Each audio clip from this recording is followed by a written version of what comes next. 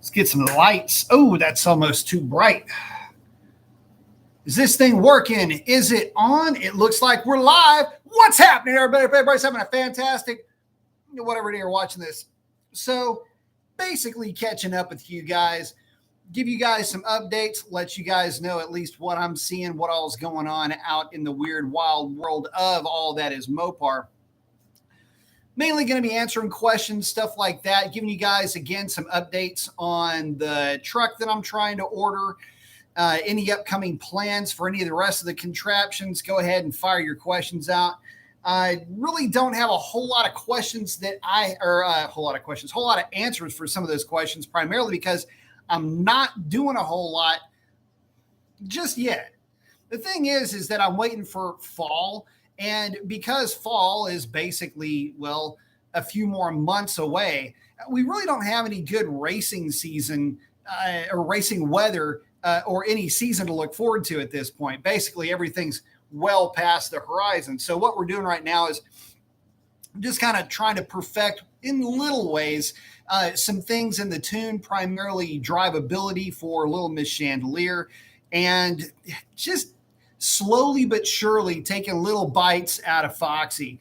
I'm not doing anything really with Sierra over the summer, primarily because, well, Sierra just starts up and runs and puts a big dumb grin on your face. So as long as that thing does burnouts, my wife's happy. And as long as, well, it runs, I'm happy. So there's that. But really just not a whole lot to update on right now, which in a way is kind of the calm before the storm. We've got these big announcements coming from Dodge at the Woodward Dream Cruise. Well, actually Roadkill Nights, but you get the idea. I think that's the 15th, 16th, and 17th of is it this month, next month? Geez, I've just already slipped my mind. Anyway, fact of the matter is you got some things coming up here next month that are going to be pretty interesting. We'll just have to see what exactly is going to take place. You guys looking forward to it? I don't know, man. I've kind of gotten over the whole question mark of what's next, because I'm not really sure I'm a taker of whatever next is. See, the problem that I have is just the sheer hubris of what comes behind. And by the way, you got to have some hubris to use hubris in a sentence. But the fact of the matter is the annoying part of this whole EV conversation, in between EV and hybrids and all the different guises that the hybrids take, whether it's a mild hybrid, a true hybrid, a plug-in hybrid, and you get the rest of the deals on that. I'm just having a hard time keeping up with it all, at least emotionally.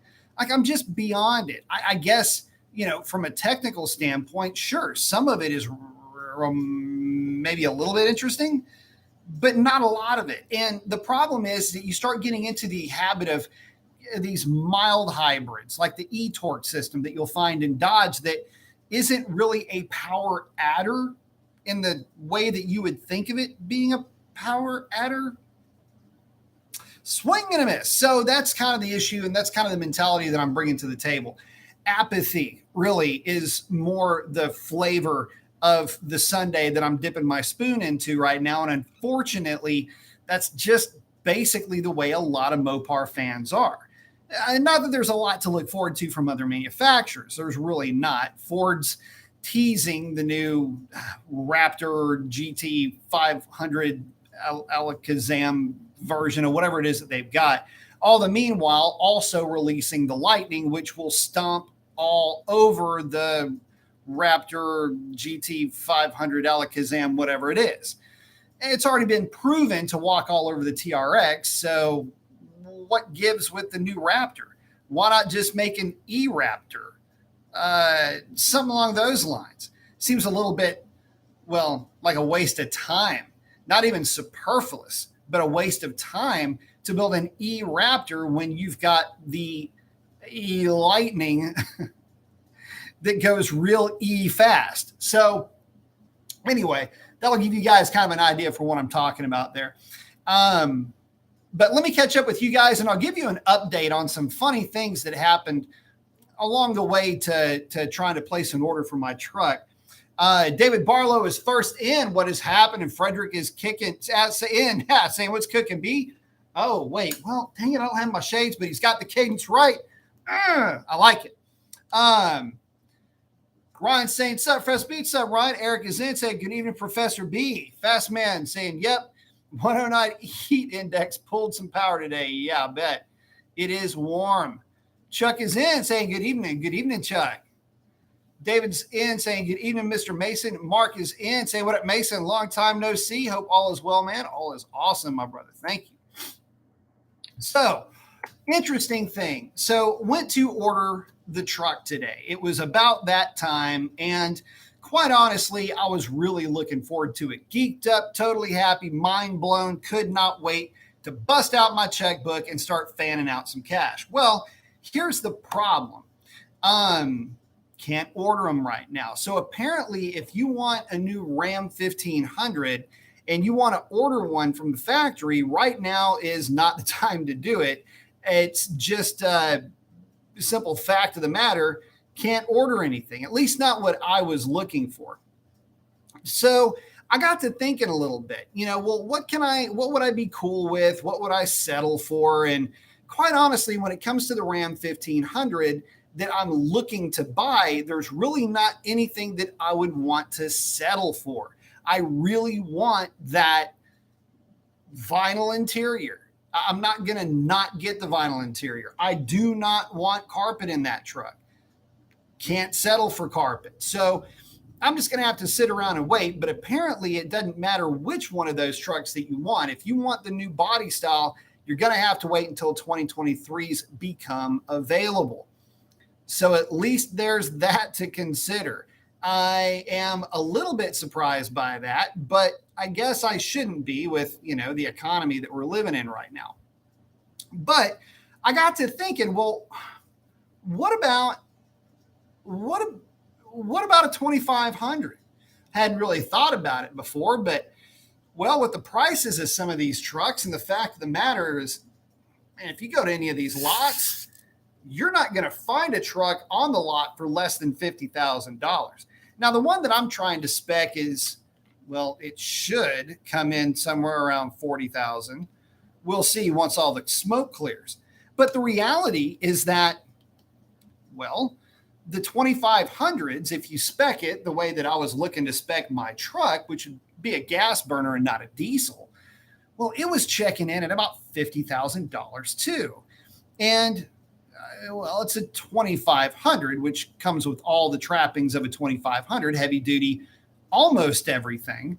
And well, I mean, I could get it with a 410 gear and it would be a lot more capable chassis.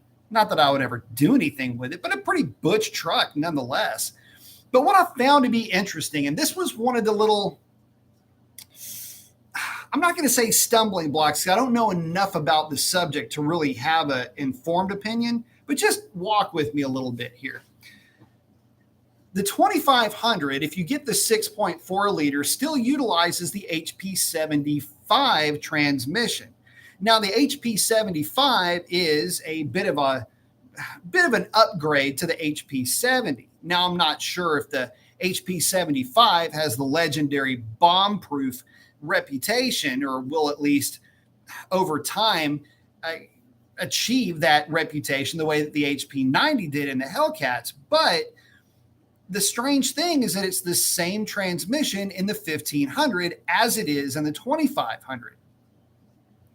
Why didn't the 2500 get the HP 90 was my question. Maybe the HP 75 is just that durable and just that tough. Could very well be. I don't know. But I can tell you that 75 is a smaller number than 90. And I've got a lot of experience with HP 90 transmissions behind some obnoxious power numbers with Hellcats. So I know that transmission can take a lot of use, misuse, and abuse. What about the HP 75? Well, I guess we'll just have to see. Any of you guys with 6.4s running around with that transmission, let me know if you've ever had any problems. But I kind of wanted to get y'all's opinion of this. What would you rather have? if gas wasn't quite an option, in other words, if it wasn't an obstacle that you had to deal with, would you rather have a 1500 or a 2500? It's kind of an interesting question. I mean, obviously, if you don't need a 2500, it's kind of a waste, I guess. But considering the fact that it is a 2500 and kind of by rights is just a more valuable vehicle, at least in terms of being an upgrade, maybe some guys would rather have that. Maybe it's kind of an ego thing. But on the other hand, if you've got a really capable Ram 1500, it's going to run like a scalded dog with the way that I've got it optioned. And, well, I got to tell you, they're both really good looking. That 2500 is really cherry. The only downside of that truck is parking it. Oof, only imagine. But in the event that I did have to haul any heavy loads, that 2500 will drag that load around like it's nothing. So there's that to consider. But anyway, I'd like to get y'all's opinion on that. Would you, if given the option, rather have the 2500 or the 1500? Which brings me into another topic. This whole inline six twin turbo thing. You know, we've got the Woodward Dream Cruise, the new roadkill nights coming up, and Dodge's 3 days of giving us news. I'm curious as to whether or not they're going to showcase anything with that engine at that event. They keep threatening us with it, so to speak. But the reality is that I'm really interested in that engine in a truck. So if that ever becomes available, I definitely would like to get my hands on that package as well. Hopefully I can at least be able to order my truck. And I'm thinking it should be sometime, at least I'm led to believe at least that it should be sometime maybe in August when I can place an order. Hopefully that will change very soon though. But let me get back to you guys. Let's see. David's saying, I'm having a tough time decipher which lifter is better for Gen 3 Hemi. Johnson lifters, talking about the 26s or the comp lifters. They're both good. The Johnson's going to be the short travel. You're going to absolutely have to measure for push rod length with both, and it's real critical on the Johnsons. And I mean real critical. And sort of better to err on the side of shy than aggressive with the length, but you've only got 35 thousandths on the Johnson. So just know that. But if given my pick, I'm going to go with the Johnsons. Gary's saying, hello, everybody. Drop my like on vacation in Corpus. Catch this one later. Cool, Gary. I'll have fun. Love me some Corpus Christi. Go to Lexi. Go check out the Lexington while you're there. Marco is in. What's up, buddy? Go regular cab Ram 1500. If I could go regs, I would. Oh, he's asking if I can straighten the middle picture. I'll straighten it after the show. Maybe. Let's see. Chuck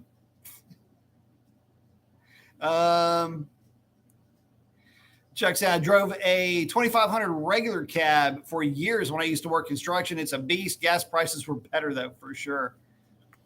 Roy's saying, build the 1500. Yeah, I know. That's what I went in there to do today and just did not work out, unfortunately. Looks like I'm going to have to wait just a little bit. I'm going to have to wait just a little bit. I'm a little bit concerned about where the prices are going with these trucks, too. So let's chat about that for a minute. One of the issues that I have with the trucks right now is there is nothing on the lot that is not either scaring or over a $50,000 price. And when I say scaring, I mean $47,000, $48,000, $50,000, $51,000. And for a nice, pretty decent truck, 62, 63. These trucks are obnoxiously expensive these days. And I got to be honest with you, I'm not a buy it off the lot kind of guy. I'm more of an order it kind of guy. It's getting to the point now where it's so expensive.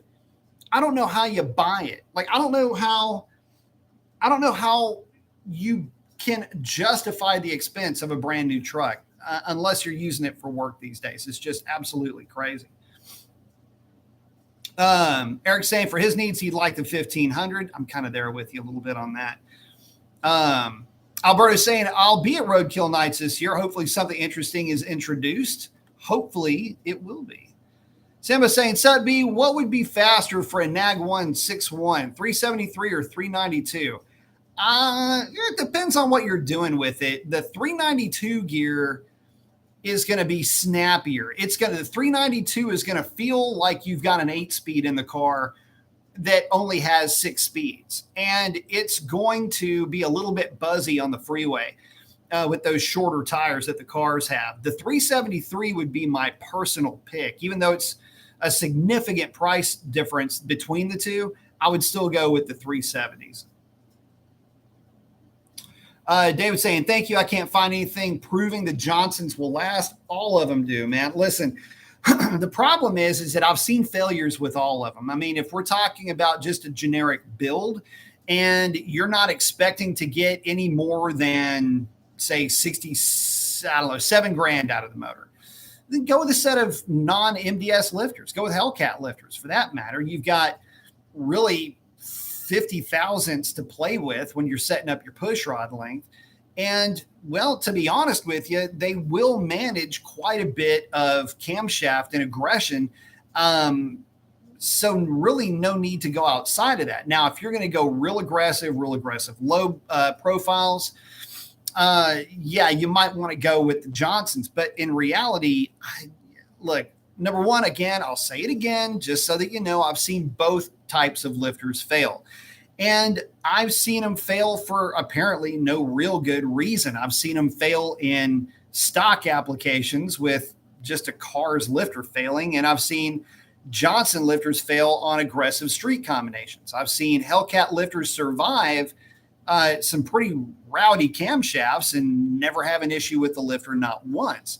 And a lot of times that's because they had, 3/8 inch push rods, real good set of springs. The whole valve train has to be matched so that it all works together. So it's not just the one component, but again, unless you're really looking to spin this thing up high, regular Hellcat lifter is going to be pretty good. And I say Hellcat lifter because I know non-MDS, everybody's the same, but it's the kind of the walking around the parlance, if you will.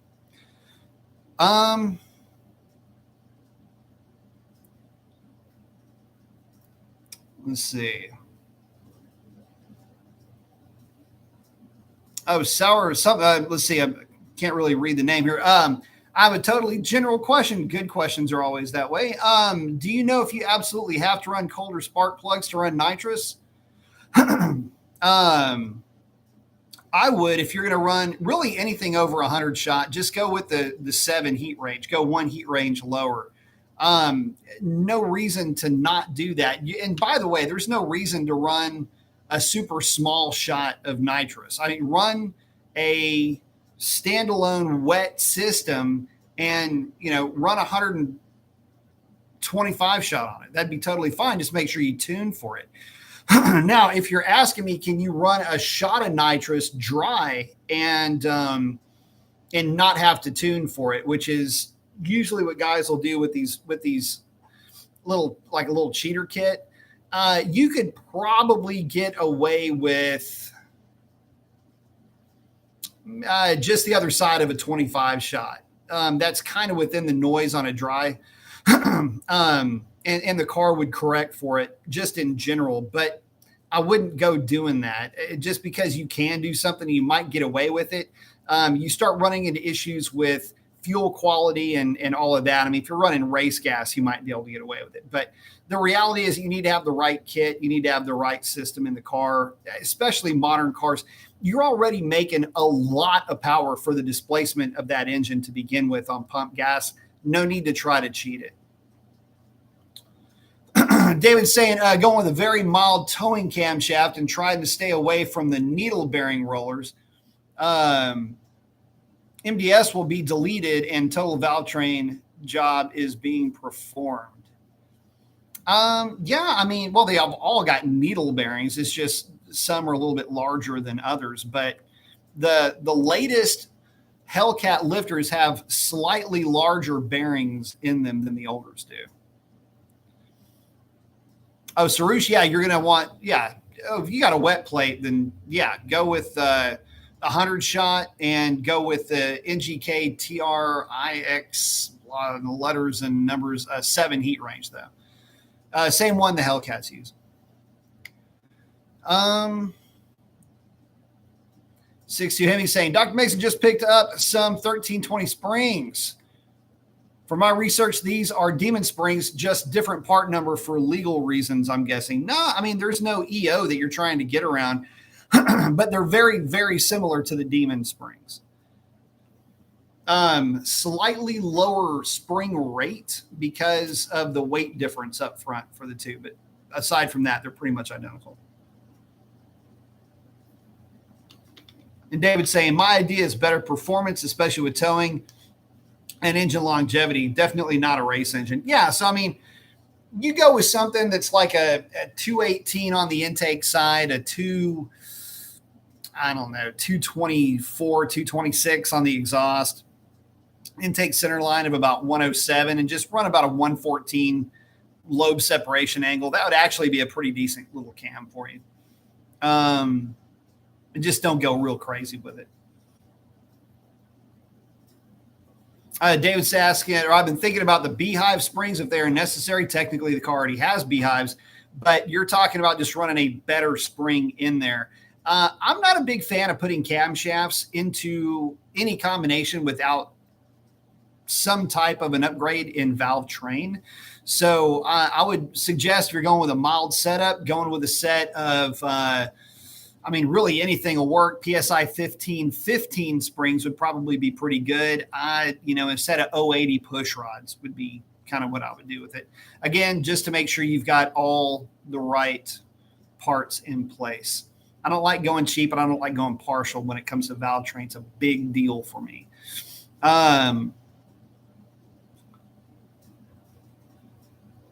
All we're saying is the $150 worth the Diablo 93 octane can tune on an 0357. Already have the tuner, just need another license. It's used for homeowner. Just running around. Yeah, it's fun. I mean, look, go ahead and do it because you've already got the contraption.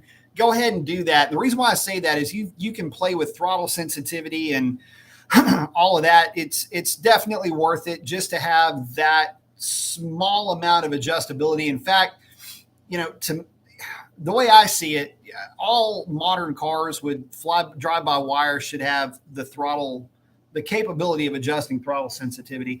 Also, you can kill MDS with that if you don't have it for yours, but there's a lot you can do with it. So yeah, it'll pep it up and make it fun.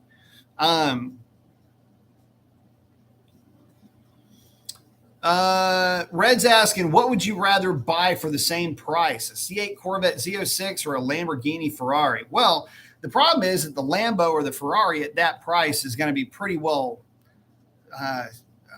way on the downside of its resaleability. Any Lamborghini or Ferrari in that $80,000 price range is going to be it's going to be transitional technology or older technology. So I would probably go with the C8 Z06 mainly because it's going to have a lot of hype behind it. Saru's saying, and you have to tune the car if you're going past 100 shot, even with the one-step Kohler plugs. Absolutely, you do. Yeah, you're definitely going to want to pull about 4 degrees of timing out of that. 2 degrees for every 50 horsepower is kind of the walking around average. But yes, you would. Chuck's asking, do you have to change anything else if you switch to a 392 intake on a 345, bigger injectors or fuel pump? Not for the cars, no. You really don't. There's enough injector in there. The cars do pick up. It's about, at last check, it was about 12 to 15 horsepower, all things considered. But you will have to go with a RPM actuated switch for the short runner actuator, which is kind of an immediate turnoff for some guys. They don't like doing that. Basically, it's just a window switch. But some guys that they'll immediately turn away from that. It's an upgrade, but it's not an upgrade that comes not just a bolt-on. You do have to swap those or get the short runner valve actuator working.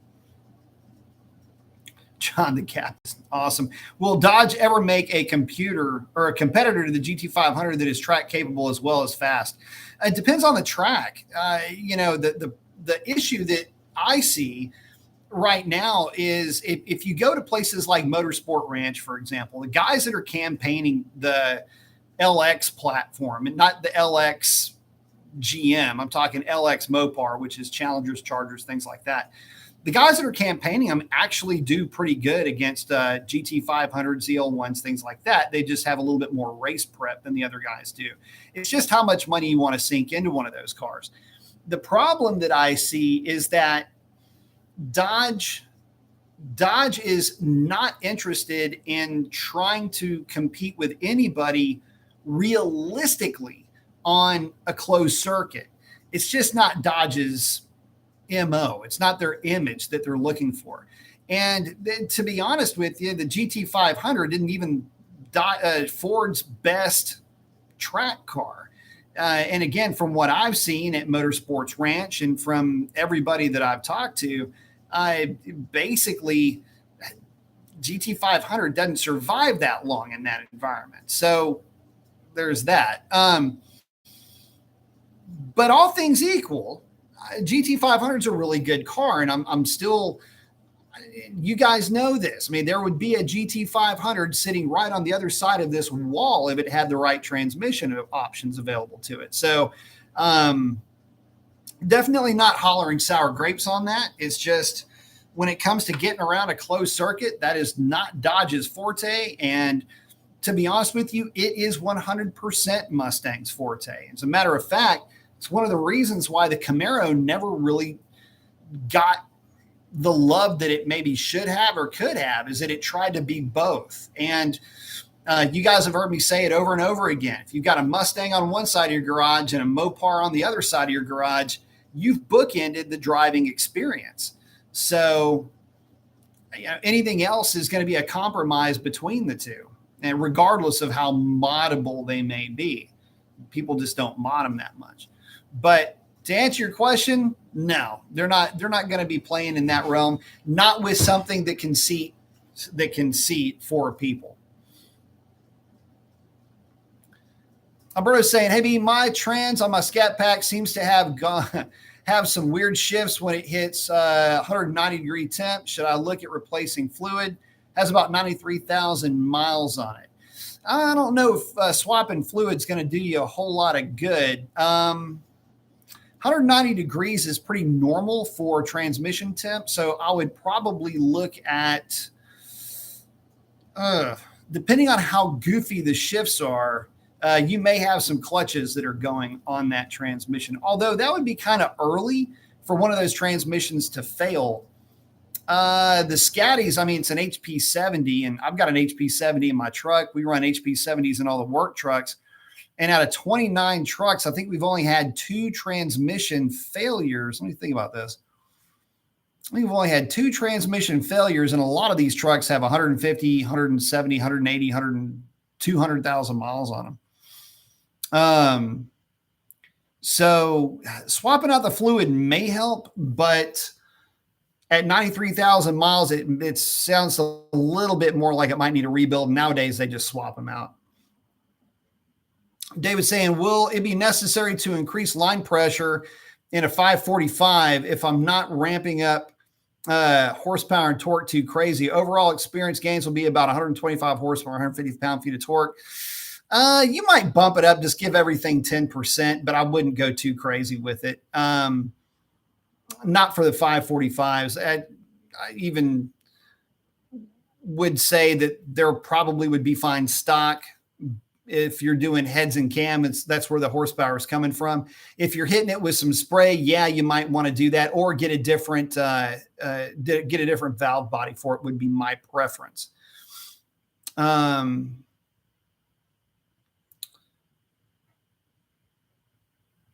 Red's asking, did the Trans Am copy the Camaro or did the Camaro copy Trans Am? You're talking about from the 60s? Well, they were kind of released concurrently. So you could say they both copied each other in a way. Although I think the Camaro did land first, technically. Him saying, thanks again, Doc. You got it, brother. Sambo's asking, will a NAG 1 ZF bar go faster with torque upshift reduction disabled or leave it stock? So you're talking about the torque reduction. I did a lot of track testing with the torque reduction in the ZF cars with HP 70 and HP 90. So here's the thing. I will tell you what went faster. Zero torque reduction, but it wasn't faster by very much. In fact, when I went back and looked at the DA, you can almost blame the fact that the car went faster on the fact that the DA was basically falling pretty quickly that night. I always have some torque management in play no matter what. And the main thing is to not remove all of it. Removing just a little bit is not that big of a deal, and it can make the shifts a little bit more smooth. But if you remove too much, you're putting a lot of load on the clutches when the thing shifts. Not necessarily a good thing. What I will also tell you is that if you have a little bit of torque management in there, when it pulls power, it helps the transmission shift a little bit more quickly. So the worst case scenario was all of the torque management in play at the same time. But again, it wasn't a tenth of a second. I mean, we're talking hundredths of a second difference from one to the next. So,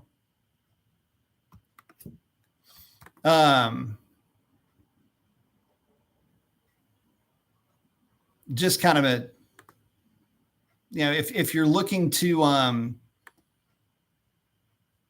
hang on just a second.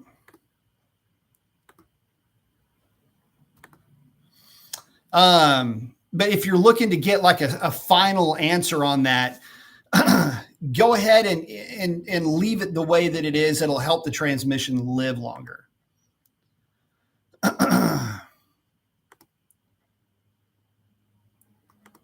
Let's see.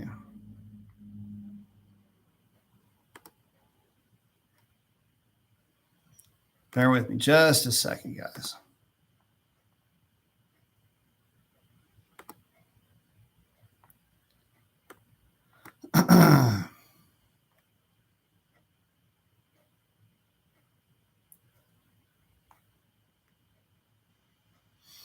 All right, so getting back to it.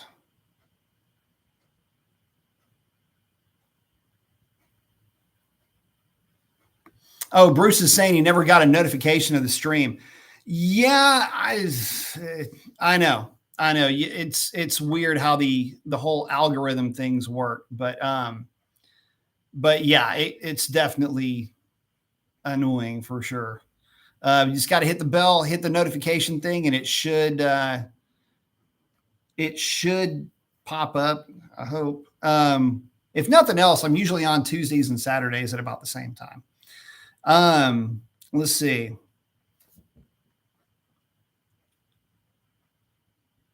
Oh, Speed Maniacs didn't say, what up, B? I'm just checking and haven't done anything new to the bad bugger. Unfortunately, work has me away a lot. I can understand that.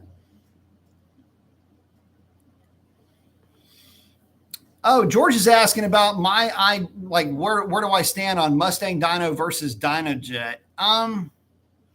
So there's a couple of different dyno jets. You've got a 248, which is the original drum style inertia dyno. You've got their version of an eddy current dyno, and then Mustang is an eddy current dyno, which is just to say that it's a loaded dyno. I prefer Mustang dyno personally, but I also understand that Mustang dynos can be a little bit of they can build in some confusion because the numbers are characteristically fairly low on a Mustang dyno. However, I feel like sometimes those numbers are a little bit more accurate. I think that the DynoJet numbers are a little bit inflated, although I will say that a DynoJet 248, which is an inertia style, is probably the most consistent. So if you just wanted to get a number out of a car, a 248 would be pretty good if you're just going day to day to day and needed a corrected horsepower number. But I would probably take that number with a grain of salt. If you are tuning, you need a loaded dyno. You need to be able to do load testing. You need to be able to do all the things that you need to do on a dyno and use that dyno as a tool to tune the vehicle. So in that respect, any of the loaded cell dynos or load cell dynos would be good. The problem is that none of them are very repeatable. You can have the same, by the way, I love how a lot of people say that, well, if you have the same dyno on the same day, it's going to be the same. I'm like, look, dude, I've been around this stuff for way too long. And I can tell you that the same dyno run by the same guy, unless you take the car and leave it on the dyno and don't unstrap it and have the same dude running it, you can get different results on that machine depending on how it's set up. So a lot of it has to do with correction factors, and that's the one thing that can screw you up the most. Weather stations on those things are notorious for going bad. And I got to the point with Mustang dynos where I was replacing motherboards in those things because the boards would go bad. So I haven't heard of those types of headaches with DynoJet, although who knows, they're probably just as bad. But anyway, never have a problem with the 248. So there's that. Let's see. Hopefully that answers your question. I prefer Mustang dyno though. If I were to have my pick and the Mustang dyno is calibrated and it's working properly, Mustang dyno. Oh, David's saying, by the way, I have contacted Pikes Performance about tuning, and those guys really know what they're talking about. They do. Definitely getting a dynamic tune from them after this job is done. Extremely professional. Very good. Just don't forget, let them know that I sent you so that they make sure they take care of you. Eric's saying, that's me. SN95 Kenny Bell on one side of my garage and a Charger Daytona on the other. Very nice. I miss the old Kenny Bell sound good.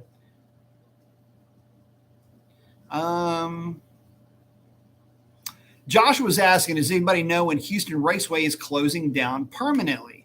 Man, I'll put it to you like this. I don't know that they are closing down in the next 2 years, but it's just going to depend on what type of a build out KTN wants to do with that land. If they decide they want to keep it and do a build out, if they want to sell it, the list goes on of what they could do with it. There's a lot of infrastructure on site, and so it'd be a shame to let all of that infrastructure go. However, and not to mention the impact it would have on the community. And that track means a lot to Baytown, Texas. So couldn't answer the question because every time I ask, I get a different answer. So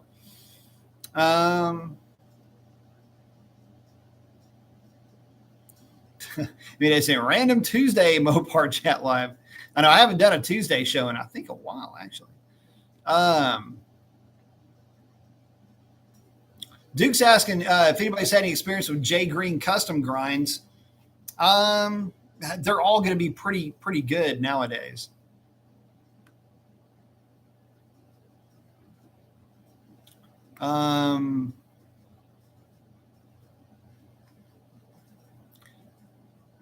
Zora is saying first time in the chat, RT 2021 question. Is it worth it to try to swap the diff for a Hellcat one under the Mopar warranty, looking for more pull without changing the locked ECM? Not really, because you'd be looking at a Hellcat. If you did swap for a Hellcat rear end, that wouldn't do any good because it's a 262. I'd probably try to go with something more along the lines of a 309 out of a Scat Pack. At least get the no slip rear end out of a Scat Pack if yours is a 309 and doesn't have the no slip.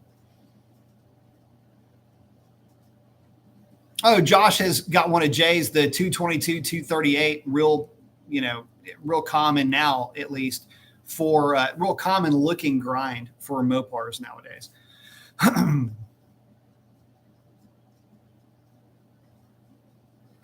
Booston's asking, I have a extra supercharger with only 800 miles on it and think about getting it ported. Will I gain much at 17 PSI and E85? Thank you for live chats. Thank you for hanging out, brother. Man, I don't know that it would be worth it at 17. I'd like to see a double pulley, but 10% lower, 275 upper, and at that point, you'd be making about 20 pounds of boost, and you might see a gain at that boost level. Again, that's going to put you around 20 PSI. At 17, I just don't know that you're taxing any of the snout flow capabilities at that point, to be honest with you. I don't think you're really testing them at 20 either, although I will say that at that point, maybe going with the larger throttle body will help. The Fastman 95 millimeter throttle body seemed to give a little bit of a bump to a Red Eye with a single pulley upgrade. So 275 upper with the stock lower seemed to give it a little bit of a nudge. But again, that's about 17 pounds of boost as well. So will it help you a lot? Man, I don't know if the juice is worth squeeze on that one, brother. Oh, Bruce is asking about the 2009 Dodge Circuit EV concept. I heard it flop before it became an actual thing. A lot of things from that time era. So 1995 to 2012, 2013, that's when a lot of the EV technology started to really get ramped up.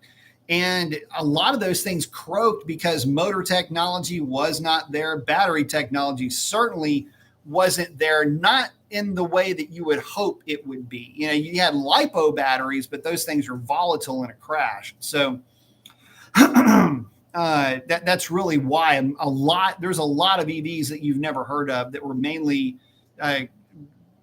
design validations more than anything else. Duke's asking if I would recommend him. Oh, talking about Jay Green. Yeah, I wouldn't have a problem recommending him. He's good for the remote tune guys. Red's asking if the C8's trying to be more like a supercar now because previous generations look way different than the C8. No, the C8 is more of a natural progression for the Corvette. Zora Artist Duntov's plan for the Corvette was for it to be a rear engine car at some point anyway. In fact, lots of design concepts from GM for a rear engine Vette. So it was going to get there eventually. It's just now it's finally getting there. And again, in a way that a lot of folks really aren't all that happy with. DCT style transmissions they rub some people the wrong way. Let's just put it that way. So that's where you'll get a lot of mixed reviews on that car, unfortunately.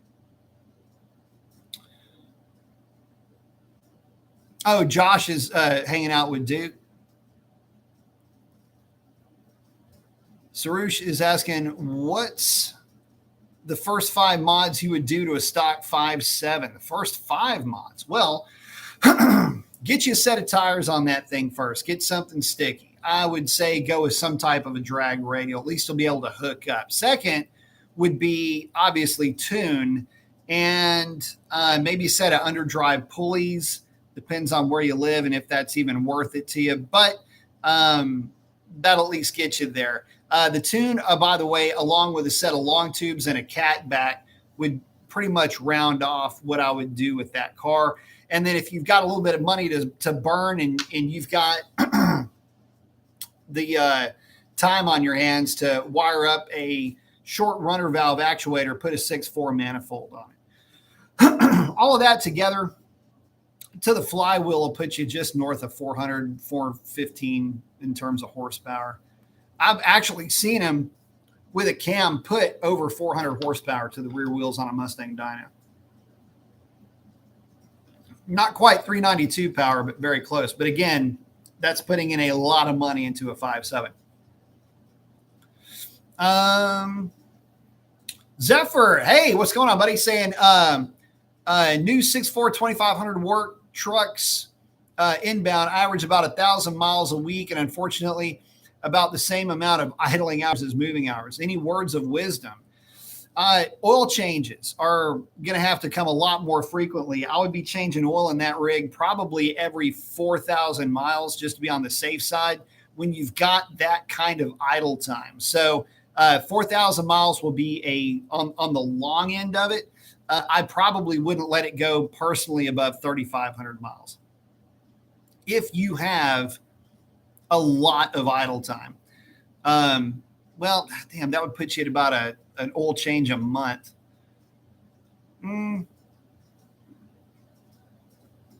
Just don't let it go more than 5,000 miles under any circumstances. Oh, David said, oh, yeah, I told him you sent me. Very good. They know that I'm watching. But, yeah, Zeph, definitely keep an eye on the oil changes on that thing. The problem is I've seen too many vehicles with a lot of idle time just run into problems. And that's, by the way, that's not a Mopar thing. That's all of them. That's trucks with Coyotes. That's LSs, any of them. Andy's in saying, good evening, Brian. Good evening, Andy. J Master Funk saying, hey, B, hope all is well. It is, and hope it's well with you too. I'm having trouble with the line lock on my 1320. Seems to work fine with the stock 20s, but with the 17s, it keeps glitching out saying wheel speed is too high. No TPMS on the 17s. Oh, on that one, are you getting into third gear on the burnout with the 17s? If you are, it might be the reason why you're showing vehicle speed too high, if memory serves me correct. I've only heard of that happening with one other car, and I wasn't involved in it, but I think that's what the issue was. They were getting into third with the line lock activated. If you do it without the line lock, if you just brake stand it, it'll do just fine. BB78's asking, hey, could you explain timing in knock? Well, let's do that in reverse. So knock is a failure of the fuel to quell pre-ignition. So any number of things can cause knock, but the first thing that's going to cause knock is going to be a lack of adequate octane in the fuel. You've got to have enough octane in the fuel to be able to manage whatever whatever compression that you have, amongst other things. But the compression ratio of the engine will usually dictate what that fuel is going to need to be. I know that camshaft timing can change some things around with that, but the reality is it's more static compression than anything else. Too many people get into dynamic compression ratios too. I'm just like, no, don't, please. Anyway, now timing, on the other hand, the reason why timing being too advanced can cause knock is because you're elevating cylinder pressures much more quickly with advanced timing. You can overtime an engine, meaning that you have too much timing in the car and it just loses power because of how the pressure wave comes out. You have to remember that once that kernel lights off the air fuel mixture, that piston's still on its way up. If it happens too quickly, there's too much pressure for the piston to overcome, and you don't reach peak cylinder pressure at that magical 10 to 15 degrees after top dead center when it's coming back around and pushing it down. So what happens is the pistons, you're fighting the inertia at that point instead of adding to it. But that's why you would have knock. It's because the cylinder pressure is increasing rapidly. You still have unburned fuel in that flame front, but it's being compressed by the piston and it tries to auto ignite. If you have enough octane, then the timing, you can actually do power sweeps with real high octane fuel and find what's called MBT, which is maximum brake torque.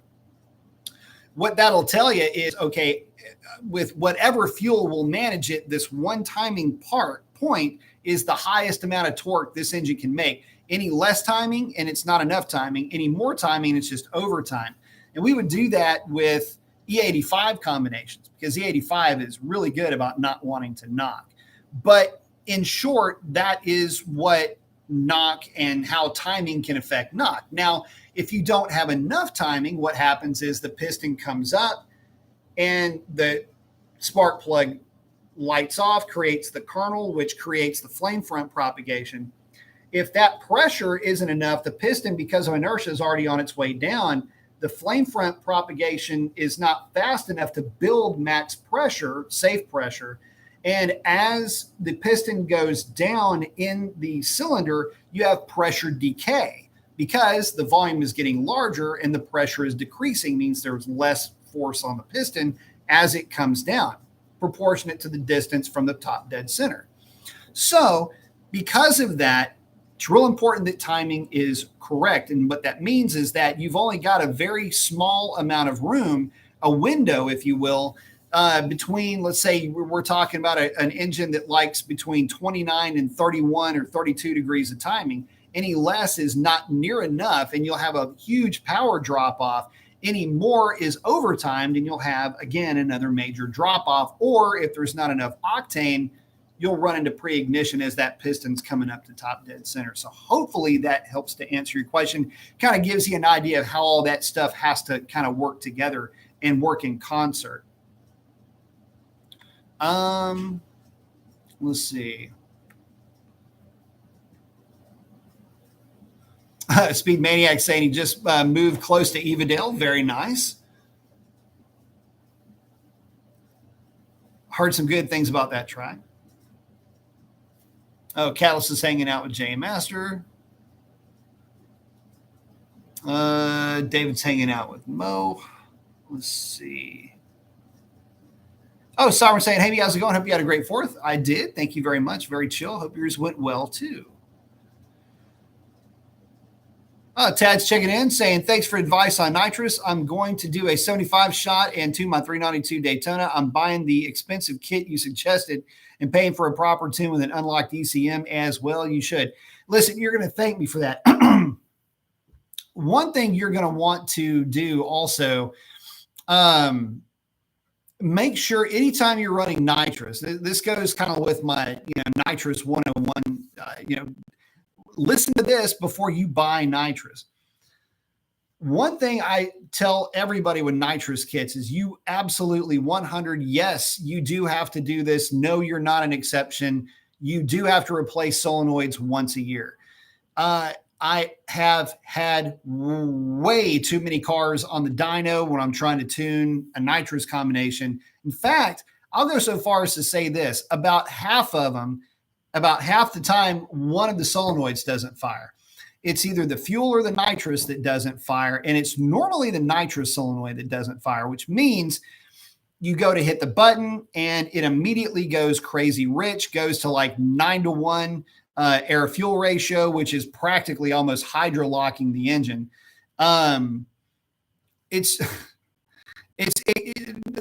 Having either one of the solenoids not fire can be detrimental to the engine.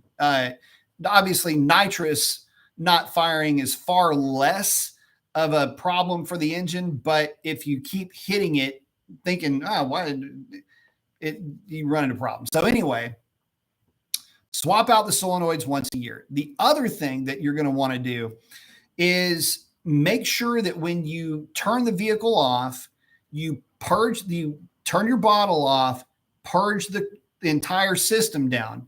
It's real important that you do that every single time. It needs to be done like it is a nervous tick, like you know that you have to do this.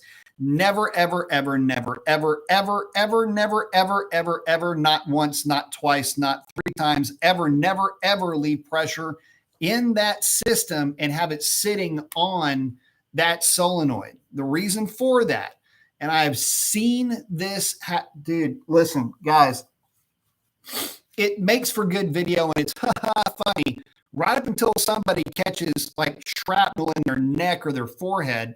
but I've seen it happen too many times where guys have left nitrous kits on, and you get a real slow nitrous leak into the intake manifold. At some point, you go to fire the thing up, and boom, this thing goes off like a grenade. And I mean, I've seen aluminum intake manifolds blow completely apart with stuff flying all over the place. I've seen them blow through hoods of cars. It's not pretty. So make sure, and what ends up happening is the solenoids over time just aren't as good as they were when they're fresh. And that's why that kind of stuff can happen. So anyway, make sure you're replacing your solenoids once a year. Also, make sure that you are purging your kit down at the end of the night.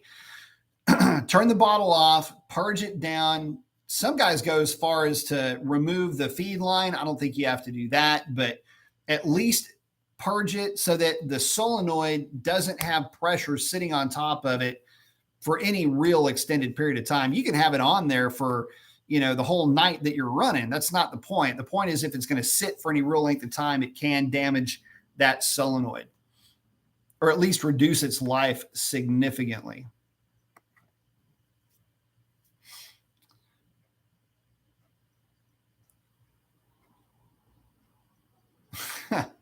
I mean, Dad's saying that the Hellcat tall gears may be for my safety. That's funny.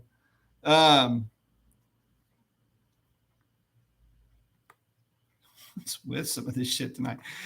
Ken saying, hey, B, sorry, I have been laying low. Understandable. During a pass, my supercharger stopped working on my red eye.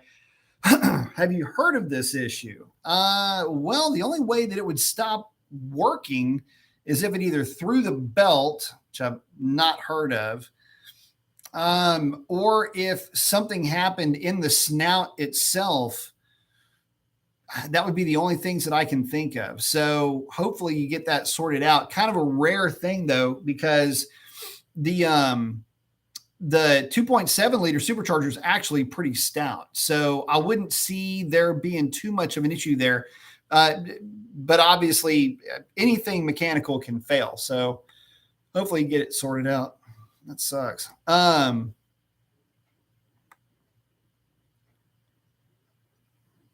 Oh, Dave's hanging out with Muhammad. Let's see.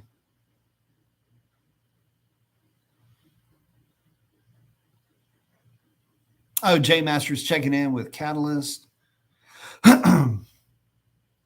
Oh, Sovereign saying those old school EVs use lead acid, heavy in energy density was horrible. Yeah, they were terrible. Behemoth is in. What's up, brother? Zora saying my RT is bare bones, so it isn't limited slip. I can go for a Scat Pack 309. Anything else needs to be changed? If you've got a ZF rear end, no, it should bolt right in. It's a little bit of a headache, but yeah, it should bolt right in.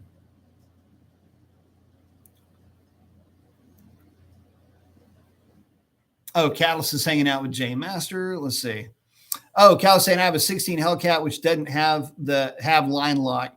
Is it wiser to just drive around the water box? If you've got skinnies on the front, it's not that big of a deal to go through the water. I've always gone through the water with those. If you've got regular stock front tires, man, if you do enough of a burnout, it doesn't really matter. But I would probably suggest in your case just going around and then backing into the water box. And then get them wet and then pull your 4 feet out of the water box and then start your burnout from there.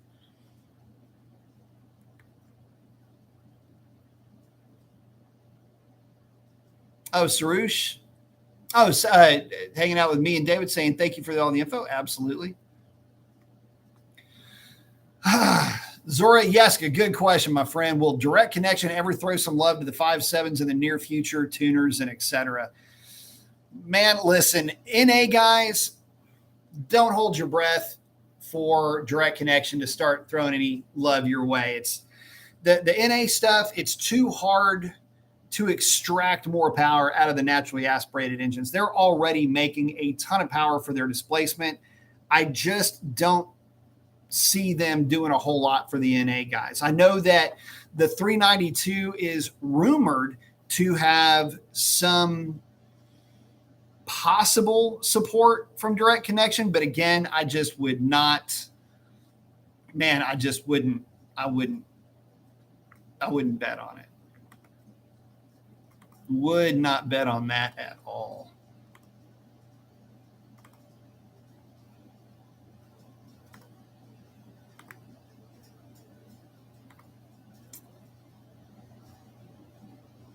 Let's see. Bear with me just 1 second, guys.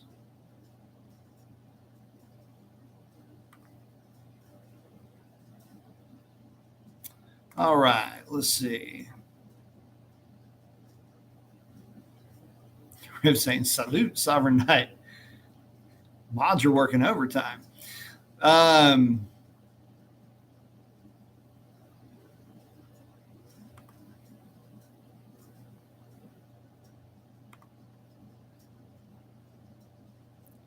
Let's see. Bear with me, guys.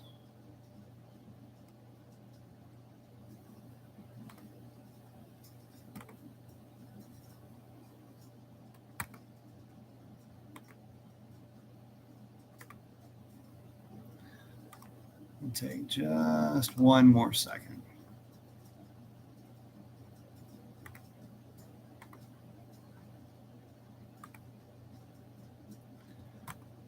But, the funny thing when good questions about nitrous tonight. The funny thing about nitrous is that it gets, there's kind of a romance around nitrous oxide. And a lot of that has to do with how it was used by our dads and granddads. Those guys really did kind of put nitrous oxide on the map when it comes to street racing. And of course, the Fast and Furious stuff came later, but the reality is that nitrous has been around for a long time. And the interesting thing is that nitrous oxide worked really well when these engines were making, 300 horsepower from the factory, and they were 327 to 400 cubic inches, for example, back in the Malaise era of 400 cubic inches. The thing is that 150 shot didn't represent a huge load on an engine that was only making 300 horsepower at its best. Most of them were like 200 horsepower. And the thing is that you could get away with it back then because the engines just weren't making all that much power. The RPM range was not very high. And so you could, kind of throw nitrous at the thing and it would work okay. Well, the issue with today's engines, let's be honest, all of them fall into this category. They're all making a whole lot of power for the metallurgy that the block is made from. And by the way, modern blocks are a lot better than those older, like an old 350 engine, okay? They are just better. 302, 351, it doesn't matter. They're better than those. So the thing that happens is guys still have it in their head that they can throw this, buck 50 shot on, say, a 5.7 or a 392, and it's just going to work the same, and it's going to have the same safety margin that those older engines had. And the reality is modern engines are just not like that. Ring gaps are a lot tighter on modern engines. That's a efficiency thing. They're already making a lot more power to begin with. And in most cases, especially nowadays, they're making double the power that they used to for the same displacement. The fact of the matter is that the metallurgy really hasn't changed all that much.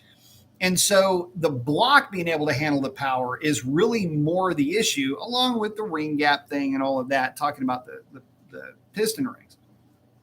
But these are some things that will limit you as far as how much nitrous you can run on one of these modern engines. But usually by today's standard, if you take a third of the power that the engine makes, that's about the shot of nitrous you can hit it with and feel somewhat comfortable that with the right tune and the right spark plugs, you should be good. I'm going to say this too, guys. One thing about nitrous that has absolutely nothing to do with your engine, but will cost you a lot of money if it causes a failure, it's your transmission. Listen, nitrous oxide is violent with the way that it creates power. It is right now instant torque. So if you hit nitrous at too low of an RPM, bog nitrous, bad idea. Don't spray until you are at peak torque RPM and above. Don't spray below it. I know a lot of guys will just fog the thing right out of the hole and call me all kinds of silly little names because I'm telling you not to do this. Listen, bogging the car and then spraying it is another surefire way to blow some things up. It falls in line with low speed spark knock. Remember that flame front thing I was telling you about? Well, you have to really dial back timing to get it to work at lower RPMs. Anyway, getting back to the point, the whole third of your existing horsepower is being safe, assuming the tune is correct, and that's a whole different ball game. But assuming the tune's correct, it'll usually keep you in kind of the happy zone for what you can get away with nitrous. Let's see.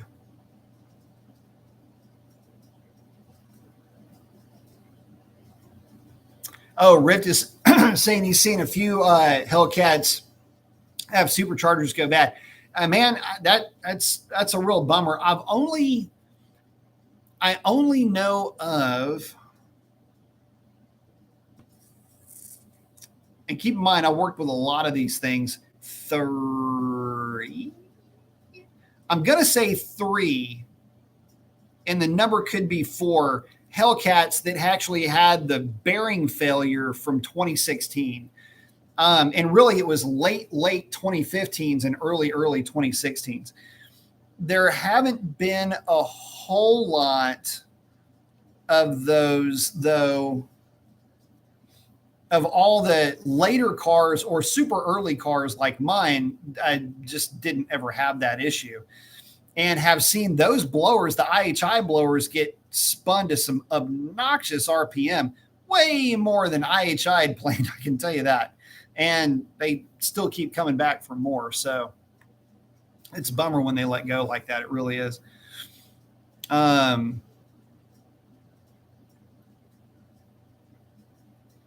Let's see.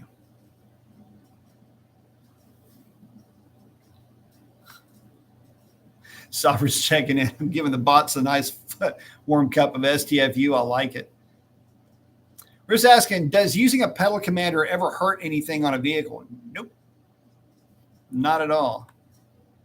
Not that I've ever heard of. Never have heard of an issue with pedal commander, pedal box, any of the pedal intercepts. I've never heard of an issue with that whatsoever.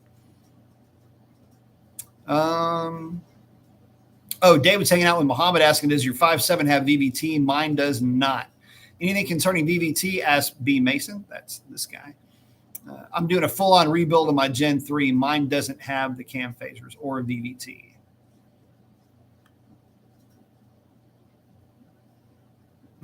So I'm saying it's okay. I mean, I'd totally be okay with a 9 boostable 392. Thing is, you can throw boost at the 392s. Nobody ever does it right, though. Nobody ever pulls the engine out, opens up ring gap, and actually gives the thing a chance to really make some power. And it's funny too. So there's guys that they'll say, oh, you can just spray or boost or whatever in LS. And it's like, guys, do you understand? Okay. So the question about the GT500, would Dodge ever build anything to run the GT500 closed course? Let me just put it to you this way. The next GT500 I see at a closed course will probably be the third GT500 I've seen on a closed course.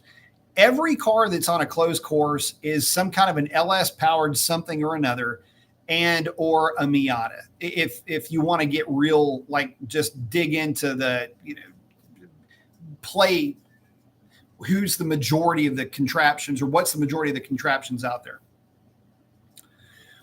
On any given weekend, you will see more LSs fail and I mean let go, kablooey, than any other engine that you'll ever see out there.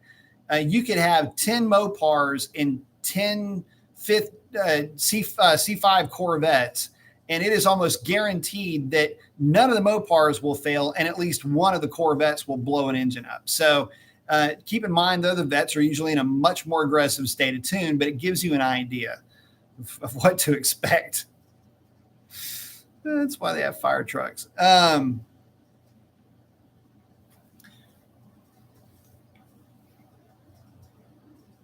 David's saying you can't go wrong with the electrical MDS delete as well as EGR.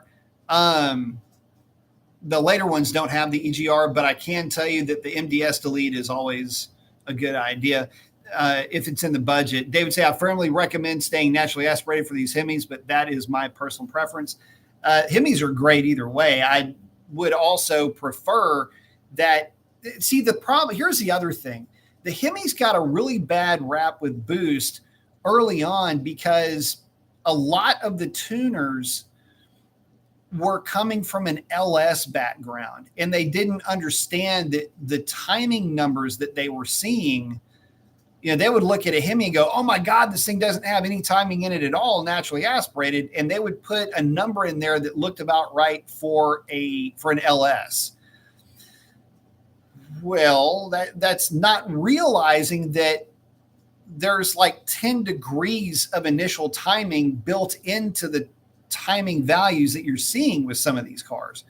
So when you thought you were at, 13 degrees of timing, that's really 23. So they would bump the thing to 22 degrees of timing, thinking that they were safe, and end up blowing the thing up.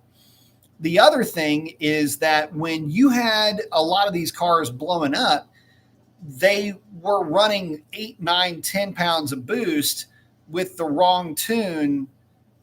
And these things have about 11-to-1 compression in the 392. So it's just some things. They got a bad rap early on, and it stuck, unfortunately. But unfortunately, the unfortunately part is not necessarily inaccurate, because even when they're tuned right, you're not running a ton of boost through them anyway, and you're kind of killing timing to throw the boost at it. So it doesn't help also when the cars just don't really feel any faster.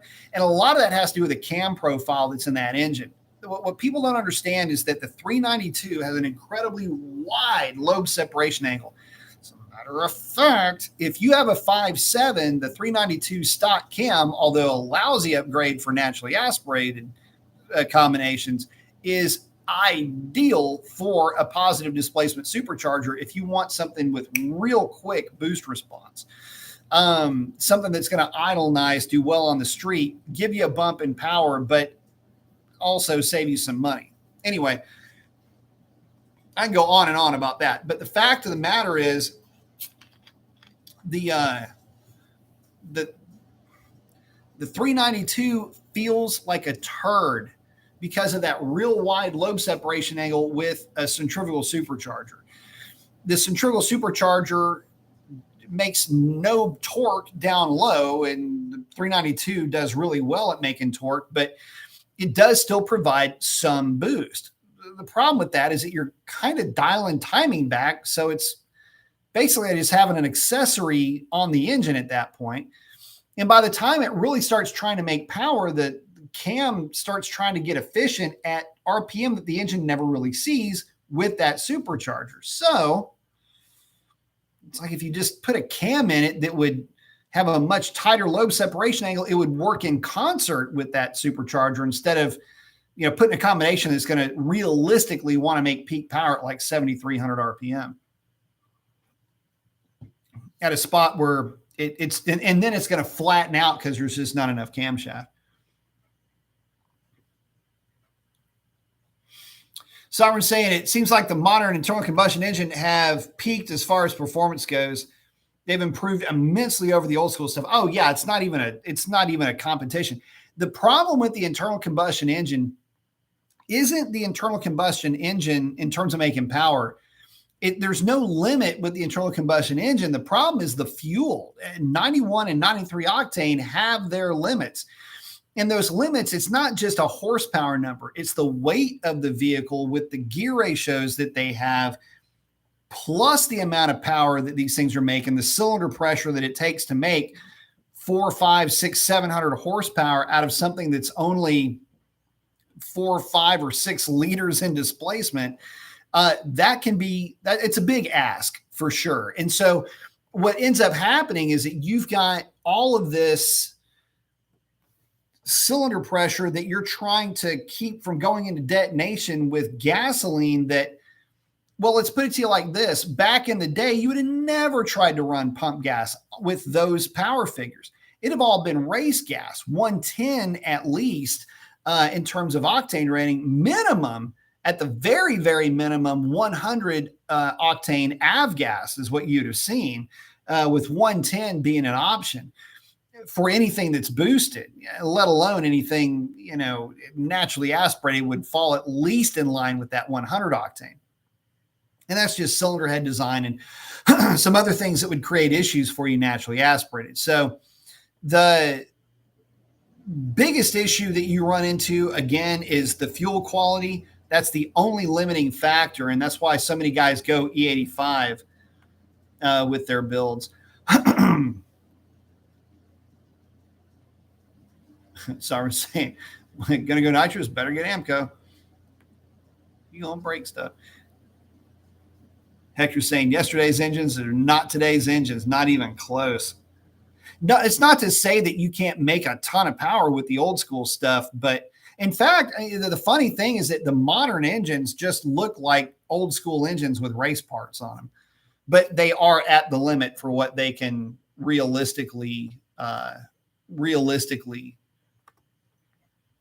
deal with 93 octane.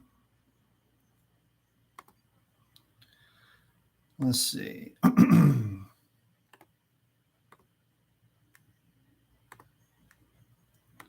Bear with me.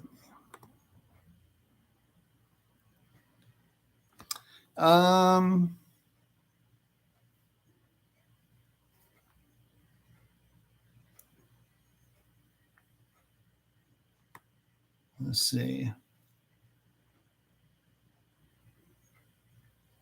Oh, Kobe's saying he got a call from Chrysler about his race cool down. Hopefully he gets you fixed up on that.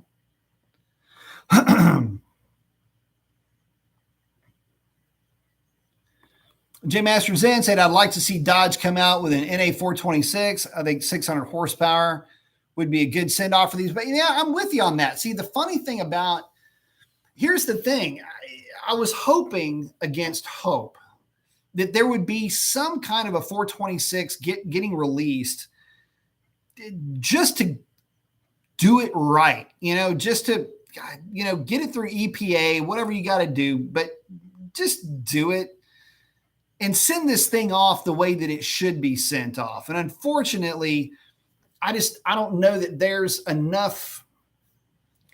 I don't know that there's enough time to put a 426 together that will pass emissions. I know that there's a lot of folks, unfortunately, that are saying that it would just flat out would not be able to pass emissions, which is hard to believe on one hand, but that I don't know what like criteria that they're looking at.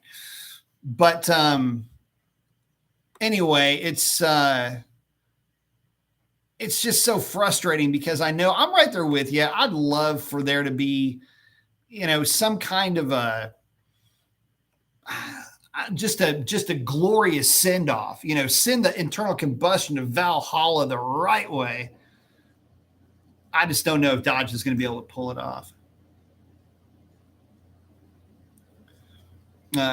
David saying, I completely agree. Gives us one more big block.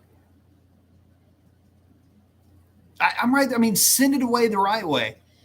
Sovereign saying, how would twin turbos act on a 392? I wonder. They'd act really well. It would run good.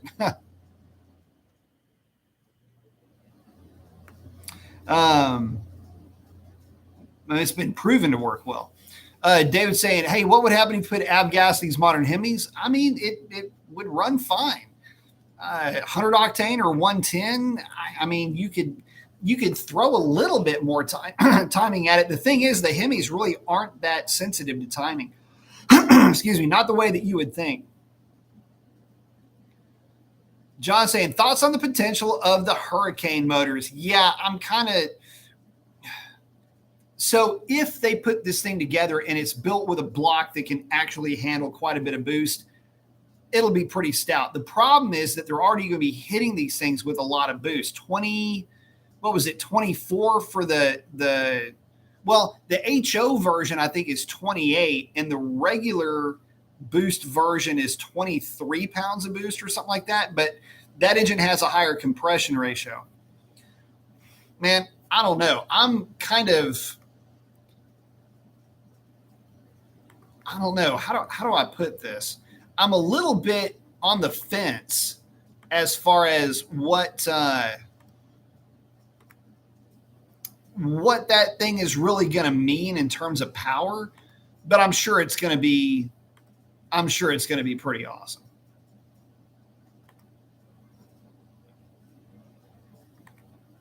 In terms of performance potential.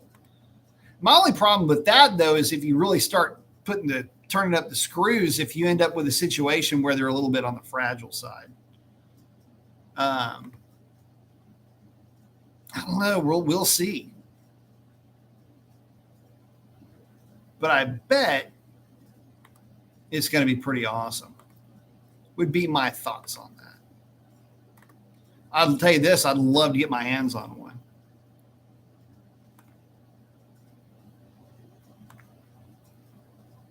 Hang on just a second. But let's see. X is checking in saying, what up, Professor B? What up, X? Got the flex. I like it. But I'm trying to think if there's anything else really worth reporting. I mean, like I say, the truck thing, we'll see where that ends up going. Hopefully I get an answer here in about a month as far as when I might be able to order that thing. As soon as it does, we'll be on Truck Watch. No doubt about that. By the way, I was already talking to Matt over at Mo's Performance, saying, okay, if this thing, I was actually planning on ordering it today. I was going, hey, listen, I want, I remember I had these springs. Do I need this? What do I need? What are the differences? What are you guys seeing? So yeah, we're already kind of brainstorming some fun stuff to do with this truck. Again, nothing major, just put a rear leveler on it just to have the thing sit right so it's not all cat's ass in the back. Somebody's heading out to have some fun. Control arms and some type of an exhaust to make it sound good. That's kind of how I'm looking at that. So anyway, we'll see though. Again, I can't do any of this if I don't have a truck. So we'll see where that goes.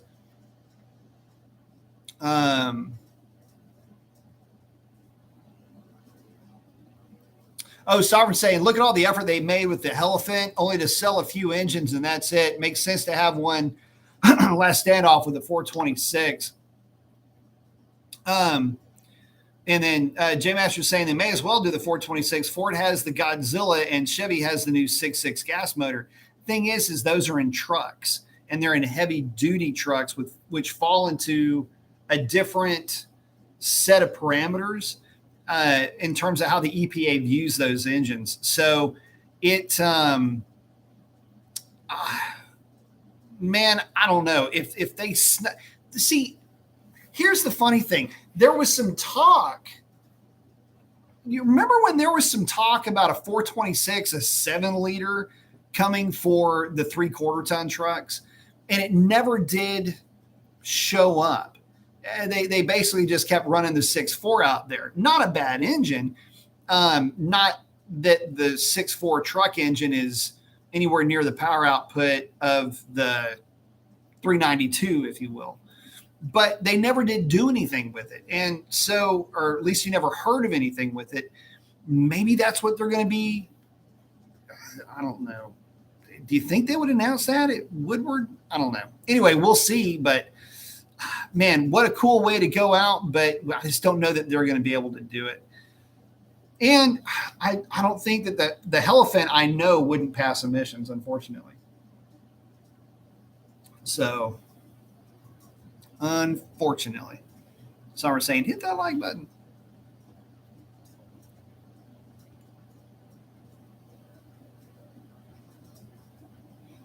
X is saying, when I drive my Challenger in sport mode, it feels more twitchy than track mode. Am I tripping, or is that a thing? I don't know. It would normally be the other way around. So I'm not really sure. I don't know why it would feel more twitchy in that. Good question. I have no idea.